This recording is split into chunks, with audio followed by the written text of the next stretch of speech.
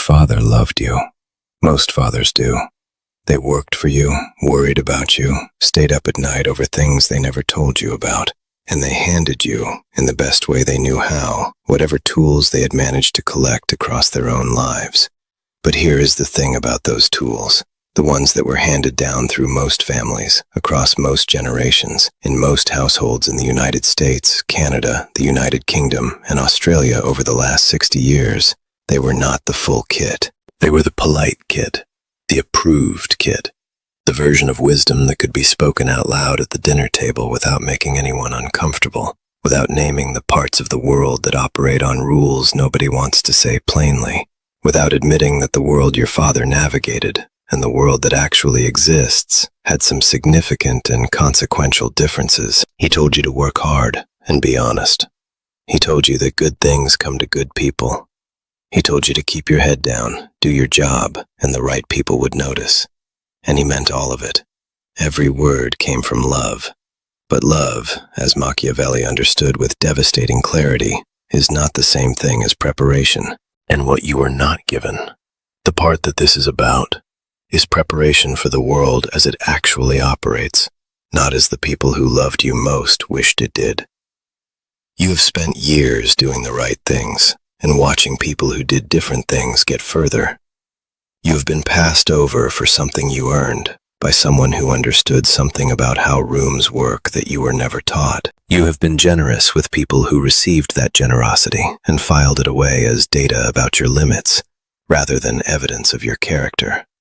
You have stayed loyal to environments that were not loyal to you, because loyalty was what you were raised to value, and no one ever explained to you that in the world you were walking into, loyalty without strategy is not virtue, it is exposure. And somewhere in the accumulated weight of all of those experiences, a question formed. Not a loud question, not a dramatic one, but a quiet, persistent, deeply uncomfortable question about whether there is something you were never taught, some understanding of how people and power and social dynamics actually function that the people around you either did not know or were afraid to pass on. That question is what brought you here. And the answer is yes. There is something you were not taught. What follows is that thing. Before this goes any further, if this is the video you have been looking for, the kind that goes past the surface into the territory most people are too polished or too careful to explore, hit the like button right now and subscribe to this channel and turn on that notification bell, because what comes next is going to go even deeper than this and do something that genuinely means something to this community. Drop your location and the exact time you are sitting right now watching this right now in the comments. Whether it is a Tuesday afternoon in Birmingham, an early morning in Brisbane before anyone else is awake, a late Sunday night in Phoenix when the house has finally gone quiet, or a lunch break in Toronto where you are using 40 minutes to invest in yourself instead of scrolling through things that cost you nothing and give you nothing back. Write it down, because this content reaches people in every corner of the world. At every hour they choose to sit with something that challenges them, and every one of those people is part of what is being built here. That matters. You matter. Now let us go into the advice your father was too afraid to give you. The first thing your father was afraid to tell you is the thing that, once you understand it, reorganizes everything you thought you knew about how effort is rewarded and why the results of your life have looked the way they have. He was afraid to say it because saying it out loud sounds cynical, sounds like an invitation to become the type of person neither of you wanted you to be. Sounds like it contradicts every good thing he believed about fairness and decency and the relationship between character and outcome. But the truth is not cynical. It is mechanical. And the mechanism is this. The world does not run on goodness. It runs on leverage. Goodness is real. It matters deeply between the right people in the right contexts. But in the competitive terrain of professional environments, social hierarchies, negotiations, and every arena where outcomes are determined by more than one person's intentions, goodness without leverage is a wish, not a strategy. And the man who enters those arenas with goodness alone as his instrument will find, again and again, that the results do not match the effort, and he will spend years blaming himself for a failure that was never about his character. It was about his tools. Machiavelli did not write The Prince in 1513 as a celebration of ruthlessness. He wrote it in exile, stripped of every position he had earned, watching the Florentine Republic he had served dissolve around him, and understanding with the cold precision of a man who had lost everything that the world operates on principles the comfortable and the idealistic consistently refuse to name. His central observation, that men generally judge by the eye rather than by the hand, that what is seen determines what is concluded, and that the man who controls what is seen controls what is concluded about him, is not a lesson in deception. It is a lesson in the mechanics of how human perception actually functions in competitive social environments, and it applies with exactly the same precision today as it did 5 centuries ago. The man who understands this is not corrupted by it. He is equipped by it. Leverage, in the most practical and human sense, is this, stated plainly: the capacity to influence outcomes in your favor without requiring the goodwill of others to do so. It is built from several sources, from skills that are genuinely scarce, from information that others want but cannot access without you, from the reputation that precedes you into rooms before you arrive, from the alternatives you have constructed so that no single relationship or opportunity represents your only path forward, and from the behavioral discipline that communicates to everyone in every environment you navigate that you are a man who operates from choice rather than necessity. The man who has built these sources of leverage does not need the room to be fair. He has made fairness irrelevant to his outcome. He has constructed conditions under which the result serves him not because people chose to reward his goodness, but because the architecture of his position made any other outcome difficult to produce. This is the first thing your father was afraid to give you, not an invitation to become cold or calculating, or less than the person you are. An invitation to stop confusing the world you were raised to believe in with the world you are actually navigating, and to build the tools that the world you are actually in requires. The man who does this does not become less good. He becomes less naive. And that distinction, applied consistently across the years of a life, is the difference between a man who ends up where his effort deserved to take him and a man who ends up wondering, at the end, where all of it went. If this first lesson landed, if it names something you have felt for years but could not say this clearly, drop in the comments: I am not managed. I am respected. Because from this point forward, that is the operating position. The second piece of advice your father was afraid to give you is about control, and not the kind that looks like control from the outside, the loud kind, the kind that announces itself and demands compliance, the kind Machiavelli understood, the kind the Stoics built their entire philosophy on, the kind that is so internalized, so genuinely owned by the man who has developed it, that it becomes invisible. And that invisibility is precisely what makes it so powerful. Because a man whose composure cannot be located and cannot be rattled, cannot be managed through the emotional lever that most social pressure relies on. The man who masters his interior is untouchable in the only way that actually matters. The common definition of self-control is restraint, not doing the thing you want to do, holding back the response, biting the tongue. That definition is surface level, and it misses the deeper mechanism entirely. The inversion is this: genuine self-control is not the suppression of what you feel. It is the development of a relationship with what you feel that is so secure and so well calibrated that what you feel never gets ahead of what you have decided to do. There is a profound difference between a man who does not react because he is holding himself back, white-knuckling the response, managing the pressure, and a man who does not react because his assessment of the situation has concluded that reacting does not serve him, and that conclusion was reached in less than a second, because the discipline has been practiced so long it operates automatically. The first man is struggling. The second man is sovereign. Epictetus, a man who was born into slavery in ancient Rome and had less external freedom than almost any person in history, understood something that free men in his era and in ours have consistently failed to grasp. He wrote that men are disturbed not by things themselves, but by their judgments about things, and that the only domain of genuine freedom available to any human being is the domain of their own response. His chains were external. He knew that.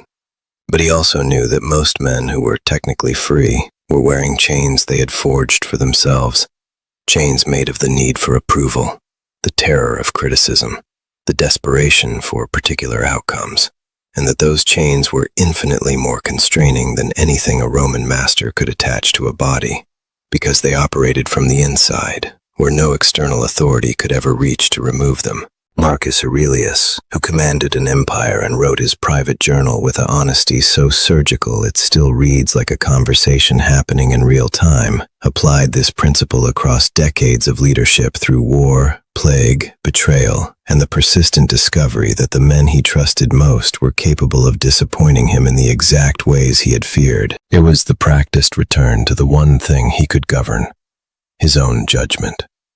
He wrote, "The impediment to action advances action. What stands in the way becomes the way." Not as consolation, as operating architecture. The obstacle becomes the instrument. The pressure becomes the information.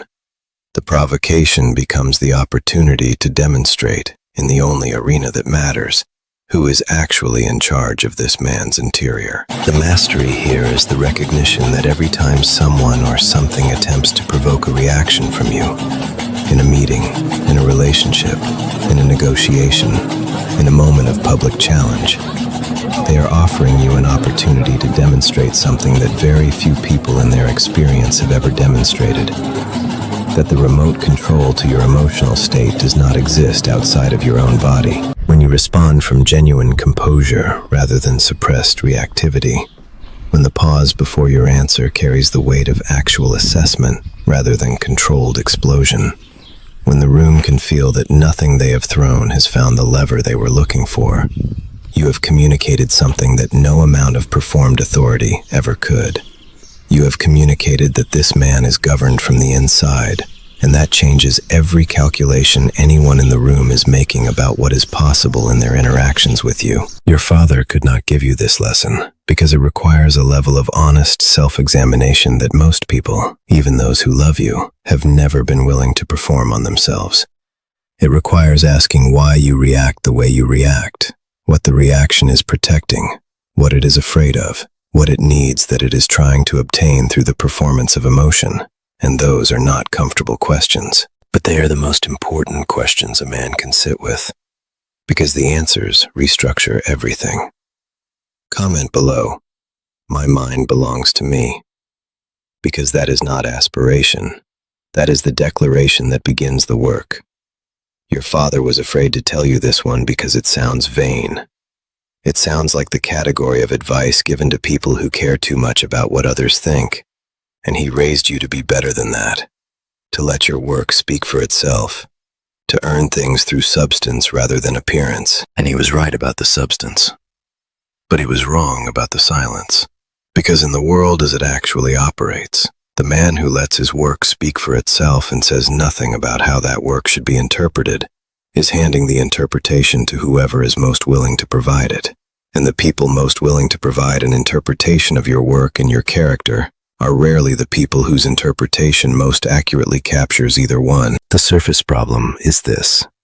Most people navigate their professional and social environments without any conscious thought about the narrative that attaches to them in those environments.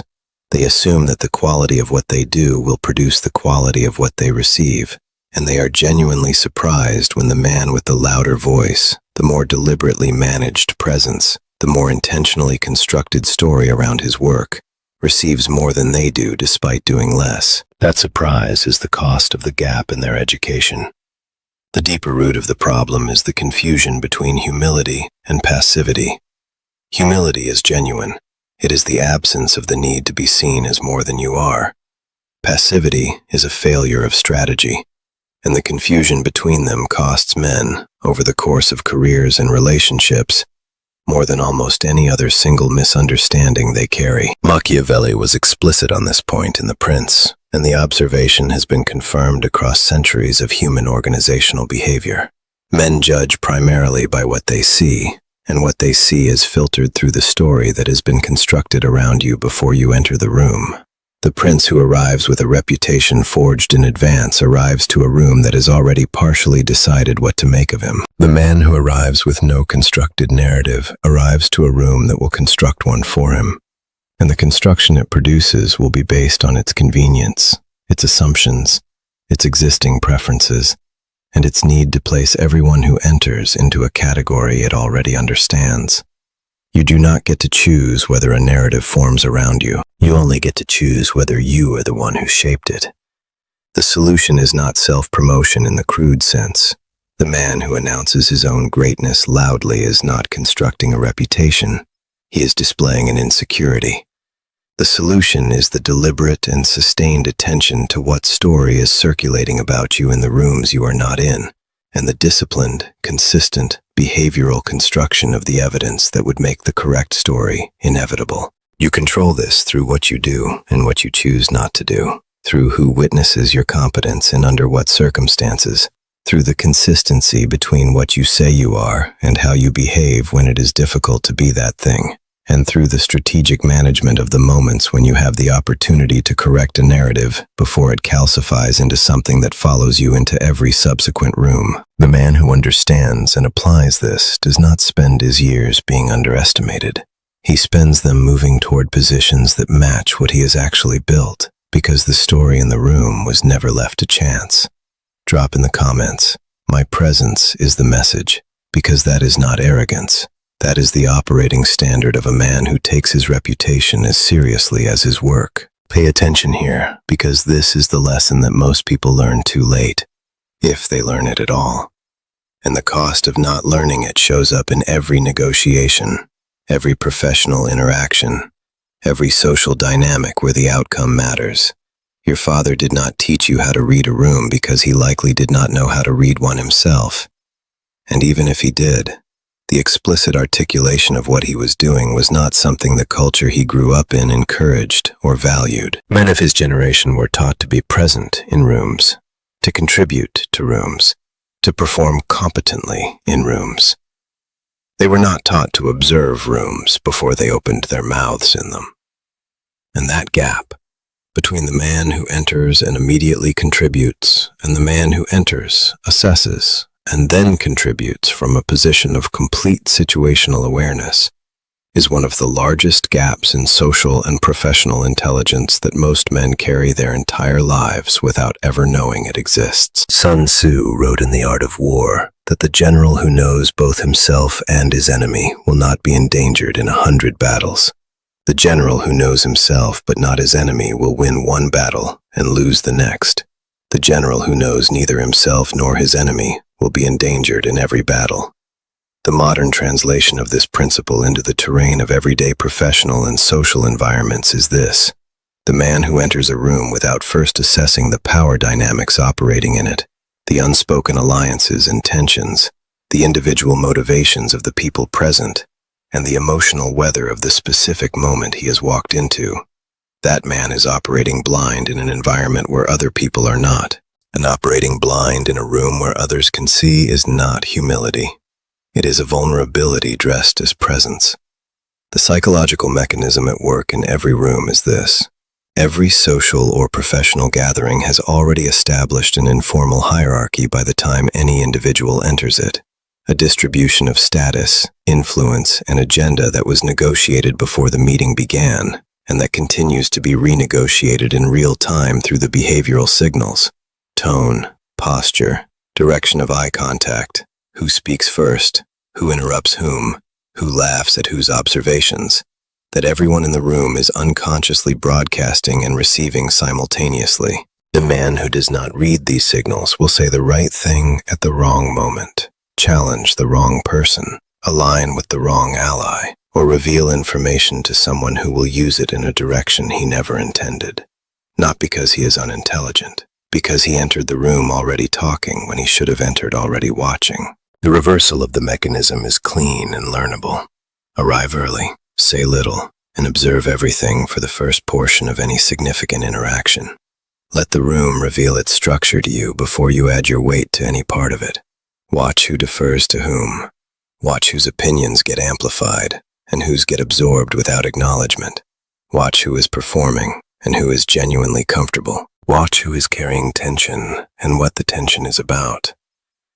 By the time you speak, you will know where the room's center of gravity actually is, who holds the real influence as opposed to the formal authority, what the room needs from the interaction, and where your contribution will land with the most precision and the least resistance.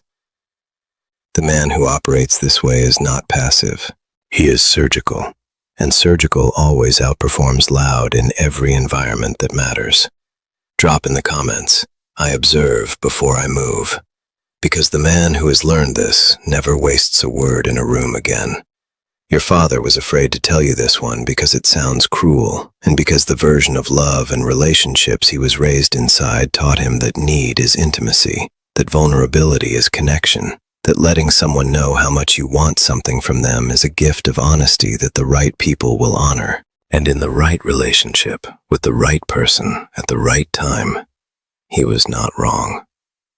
But outside of that narrow and precious context, in the professional negotiations and social dynamics and everyday interactions where outcomes are determined by who holds the leverage rather than whose feelings are most genuine, need displayed is power surrendered. And the man who enters every significant interaction as the more obviously desperate party will consistently receive less than the interaction could have produced, not because the other party is malicious, but because the psychology of negotiation is governed by a principle as reliable as gravity. Perceived need shifts leverage, and shifted leverage determines outcome. The weak pole of this dynamic, and it is worth sitting with how recognizable it feels, is the person whose investment in a particular outcome is broadcast through everything about how they engage with the situation. They respond too quickly when they should let the response wait.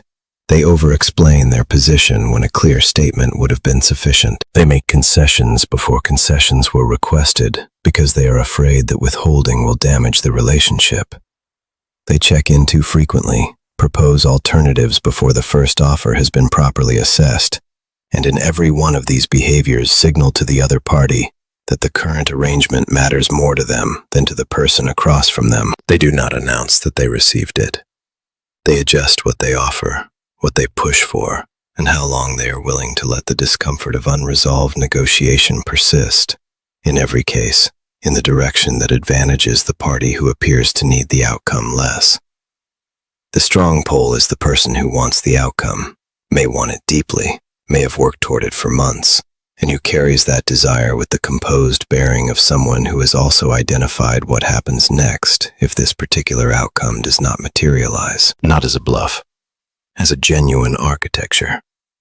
Before any significant negotiation, before any interaction where the other party holds something you want, the strategically prepared man has built his alternative, not perfectly, not ideally, but sufficiently, so that the withdrawal from the current interaction is livable rather than catastrophic.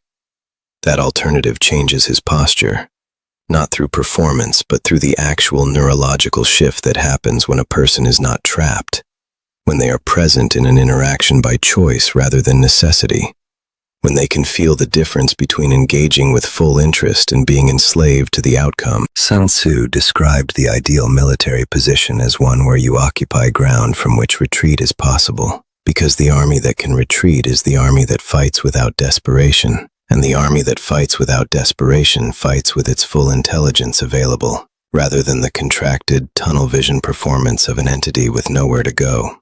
Translated into the human dynamics your father never mapped for you, the most powerful position in any negotiation is genuine willingness to walk away, combined with the composure that communicates that willingness without announcing it. Because the person who announces it, who says explicitly that they will walk away, who performs detachment as a tactic, is still operating from need, the need to be perceived as not needing. The person who embodies it, whose alternative is real and whose posture reflects that reality, does not need to announce anything.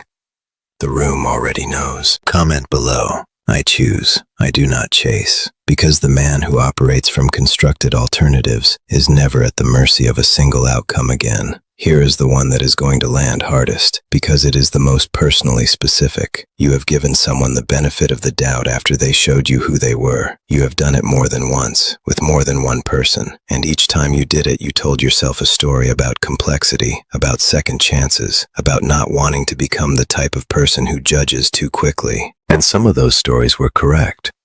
People are complex, context matters, and the capacity for generosity in how we interpret others is not a weakness. But some of those stories were something else. Some of them were the story you told yourself because the alternative, accepting what the behavior actually meant about this person, this relationship, this environment, was too uncomfortable to sit with without revision. Machiavelli wrote that men are fickle, ungrateful, and self-interested, and that the prince who builds his foundations on the love of others is building on sand, while the man who builds on his own prepared strength and clear-eyed reading of human nature builds on something that holds under pressure. This observation has been misread across centuries as an argument for misanthropy, for the view that people are fundamentally bad and should be treated as threats. That misreading misses the precision of what Machiavelli was actually saying. He was not saying people are bad. He was saying people are consistent. They are consistent with their nature, their incentives, and their pressures. And the man who reads those consistencies accurately, who observes behavior across multiple contexts and multiple pressures, rather than accepting self-presentation in comfortable moments as evidence of character, that man is never again genuinely surprised by what the people around him are capable of doing when their interests are at stake. The behavioral science is clear on this, and has been for decades. Research in social and organizational psychology consistently demonstrates that the most reliable predictor of future behavior in any individual is not their stated intentions, their expressions of goodwill, or even their behavior in low-stakes environments. It is their behavior under pressure, when the cost of their stated values rises above the point where those values remain comfortable to hold. The person who is generous when generosity costs nothing, and stingy when generosity costs something, is not a generous person with a weakness. They are a person whose relationship to their resources is more central to their identity than their relationship to their stated values, and the behavior under pressure is the accurate reading. This is not a condemnation. It is a map, and the man who has this map navigates his relationships with a clarity and a quality of appropriate trust that the man without it never achieves. The elevated behavioral reality here is this. Look at what people do in the moments when doing the right thing is inconvenient, costly, or risky for them, and let what you see in those moments carry more weight in your assessment than everything you saw in the comfortable ones, not because you were looking for reasons to distrust people, because the comfortable moments tell you what people want you to think about them. The pressured moments tell you what they actually are. The man who understands this difference surrounds himself over time with the people whose behavior under pressure confirms what their behavior in comfort suggested. And the people whose behavior under pressure contradicts it, he does not condemn them. He adjusts the weight he places on them. He steps back to a distance where what they are capable of can no longer damage what he is building. Drop in the comments, I see the board clearly now. Because the man who reads people accurately is the man who is never ambushed by them. Your father was afraid to tell you this one because the culture he passed on to you made a virtue of holding grudges in one breath and forgiveness in the next, and never clearly distinguished between the two, or told you which one actually serves you and when. There is a man who holds a grievance against someone who wronged him, nurses it, references it in every subsequent interaction, lets it color his assessment of every future opportunity that involves that person or anyone associated with them, and watches his own field of possibility narrow progressively because the grievance has become a lens that filters everything through resentment. That man is not protecting himself. He is punishing himself. Every moment his attention is on what happened. It is not on what is possible. And the arithmetic of that trade is never in his favor. The grudge costs more than the original wound. There is also a man who performs forgiveness, who announces that he has let it go, who returns the relationship to its prior form before the behavior that warranted its revision has changed. who absorbs the lesson of the betrayal or the failure and then erases it from his operating assessment because he was raised to believe that forgiveness means restoration. That man is also not protecting himself. He is making himself available for a repetition that was entirely predictable from the outside. The principle Machiavellian coded most clearly in his observation that the prince who injures a man lightly enough for that man to seek revenge has made an enemy, but the prince who either destroys the threat or makes a genuine ally of it has resolved it, is a principle about the difference between resolution and suppression. The grudge suppresses. The performed forgiveness suppresses. What actually resolves is the strategic reassessment. This is what I now know about this person. This is the appropriate level of trust and proximity given what I know, and this is the position I now occupy relative to them that accounts for that knowledge. Not cold, calculated, not resentful, accurate. When the strategically intelligent man forgives, and he does forgive genuinely, because carrying resentment is a weight that slows the man who carries it without slowing anyone else, he forgives the person and revises the trust. He does not require the person to have changed in order to release his own resentment of them, because he understands that his resentment is his burden, not theirs. But he does not restore trust that was broken without evidence that the behavior producing it has actually changed, because restoring trust without that evidence is not generosity.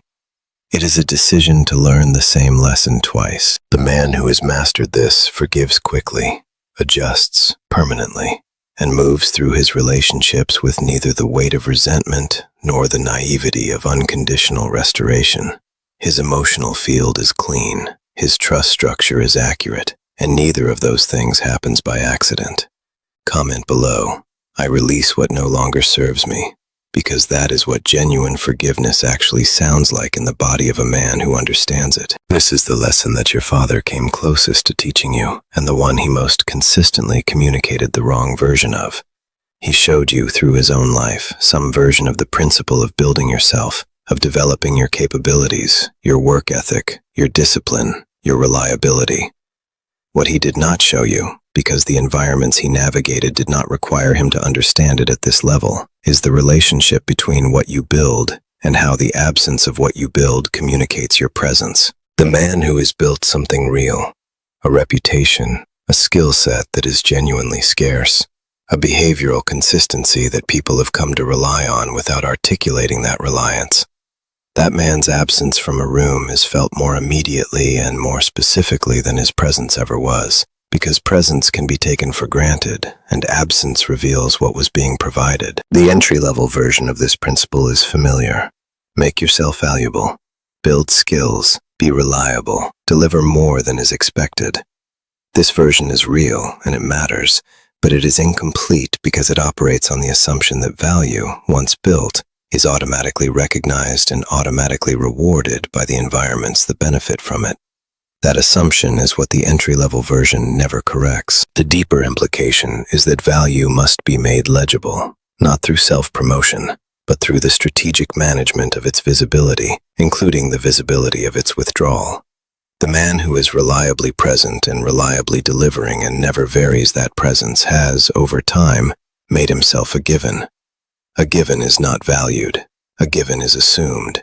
And the man who is assumed is the man who is also the last to be thought of when the significant conversations about significant opportunities take place, because those conversations happen among people who are actively considering the landscape, and the landscape they consider most carefully is the one that might change. The darkest application of this principle, and this is the one that requires the most courage to acknowledge because it runs counter to everything we were raised to believe about consistency and reliability, is the strategic withdrawal. The deliberate, purposeful step back from an environment or a dynamic that has begun to take your presence for granted, not as a punishment and not as manipulation, but as a communication. The man who has never been absent is a man whose absence has never been calculated. The man whose absence is suddenly real, whose silence has replaced contribution, whose unavailability has replaced the assumption of availability, produces in the people around him an immediate reassessment of what his presence was providing. That reassessment is the most honest evaluation of his value that any environment will ever produce, because it is produced not by their stated regard for him, but by the sudden experience of his absence. Machiavelli understood this in political terms.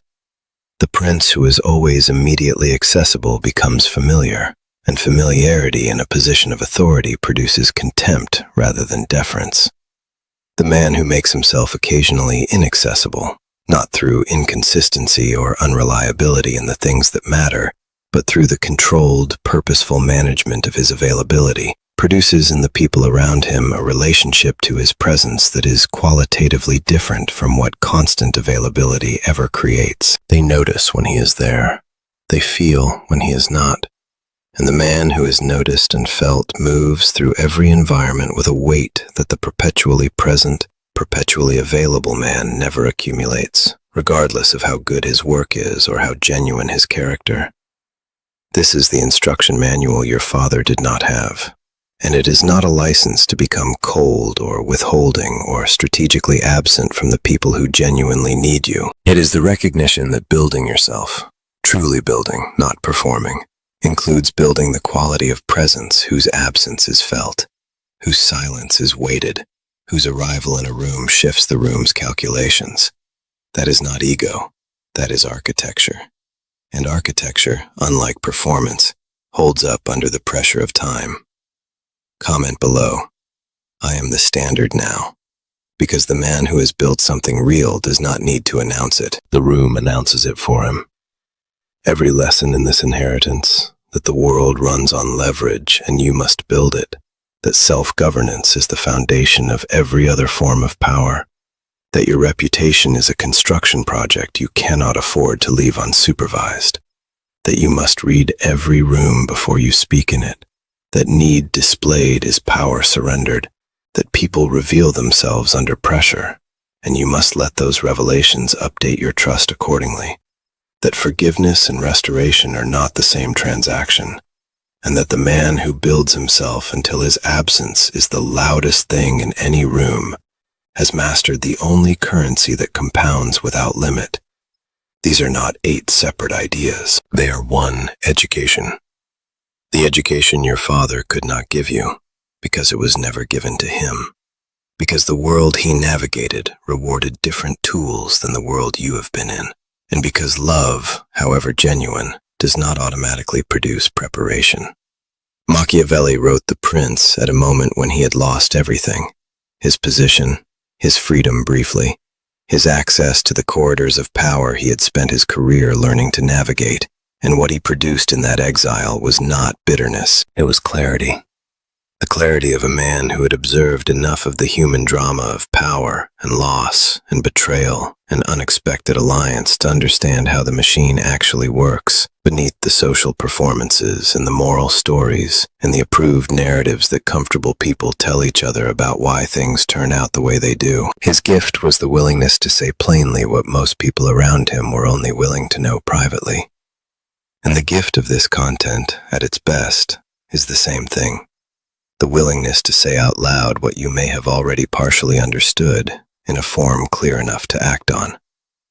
The 45-year-old man who absorbs these lessons and applies them does not become someone his father would not recognize. He becomes someone his father always hoped he would be, capable of navigating the world as it is, not merely as it should be, with the full set of tools that the world requires, applied with the character and the values and the humanity that his upbringing produced. The tools are not the enemy of those values. They are the protection of them. The man who understands how leverage works does not need to exploit others to have it. The man who governs himself does not need to dominate anyone. The man who manages his reputation does not need to deceive anyone. The man who reads rooms does not need to manipulate anyone.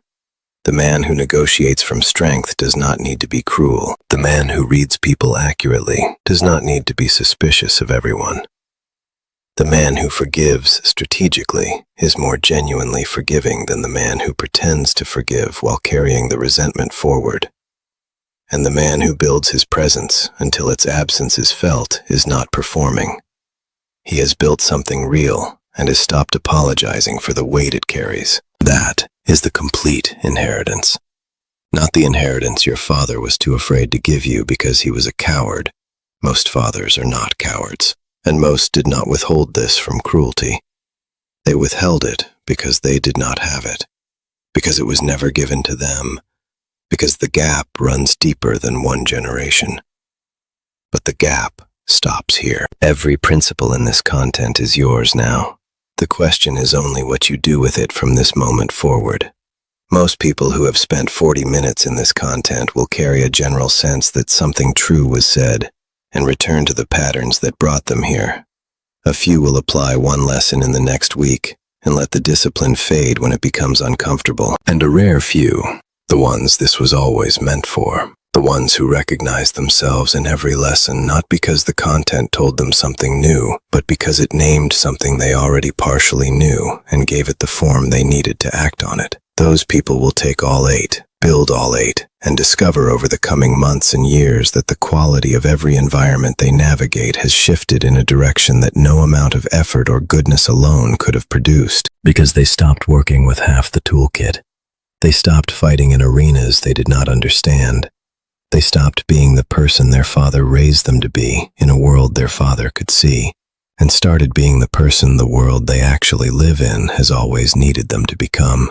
The fork is now. The answer begins today. If this content gave you something real, if it named something you needed named, like it, share it with someone who needs to hear it, subscribe to this channel, and stay close, because what comes next goes even further. This is not merely a channel. This is the inheritance you were owed.